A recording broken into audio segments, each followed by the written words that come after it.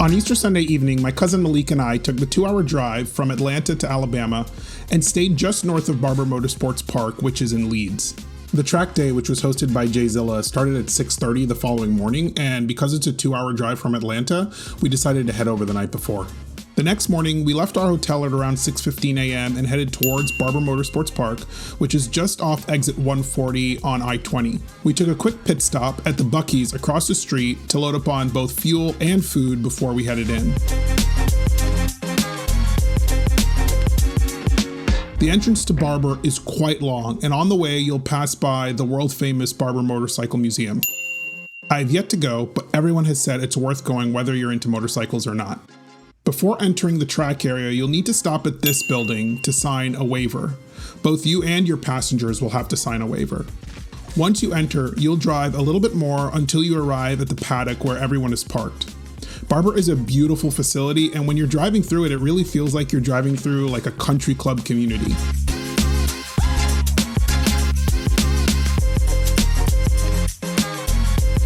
Once parked, you'll head up to the glass enclosed second level for check-in, and you'll receive your wristband, your group sticker, which will go on your windshield, and have your helmet checked for compliance.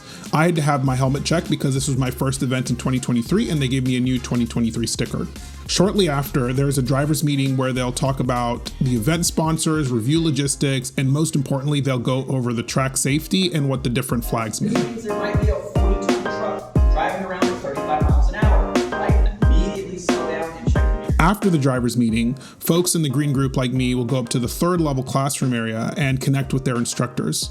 The instructors are really invaluable and they help you learn the track. They'll ride along to coach you on track, and sometimes they'll let you ride with them so you can see how they do it, which is really helpful as well. They also complete your check rides if you want to move into a higher group, and today I was trying to move from green to blue. The JZilla schedule is comprised of 5 20-minute sessions per group and 2 longer 30-minute combined sessions at the end of the day. Overall, you'll get about 2 hours of track time during the event, and by the end, my body and my car is exhausted. In the morning, both green and blue group will have classroom time to continue to reinforce both safety measures as well as learn more about the track and proper driving technique. JZilla takes safety as a top priority, and as they say, the only trophy is getting to go home with your car at the end of the day. In green group, the first few on-track sessions are focused on learning the track, location of flag stations, the proper racing line and braking zones, and proper point bypassing procedure. You'll mostly follow your instructor during these morning sessions. These events do not allow drivers to pass without the person they are passing giving them permission to do so via a point by. For lower groups, like blue and green, passing is restricted to predominantly straightaways at most tracks. After the morning sessions, there is a 1-hour lunch break when the track is closed, before starting up again around 1 p.m. During the afternoon, we're able to go out ourselves. Some instructors will ride along or watch from the overlook and give instruction after you come off. During the final green-only session of the day, I completed my check ride and was given permission to move up to blue group for future events at Barber. I personally find the instruction very valuable, so I'll opt in for green group for any new tracks I go to. For instance, I plan on doing Road Atlanta for the first time in June and will opt into green group for that event as it's my first time there. The last session of the day was the blue-green happy hour. I lasted about 6 laps until I had the incident you saw at the top of the video where my rear end broke loose. I packed it up after that and headed home from there. Stay tuned at the end of the video though for my best lap from the blue-green session. After Malik and I packed up, we stopped at the Buc-ee's to fill up on gas and we headed back to Atlanta.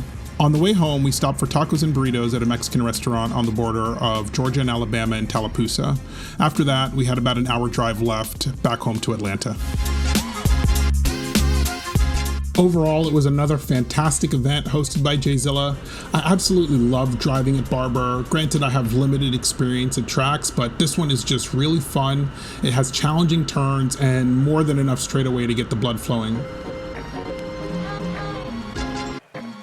My next event with JZilla is Road Atlanta in June. Now, I've driven this track hundreds of times in different cars in Forza Motorsport, so it'll be a really good experience to drive it in person for the first time. If you enjoyed this video and want to see more track day content, please give the video a like and the channel a subscribe, and also leave a comment below. I try to respond to every single one. Okay, let's get on to that best lap.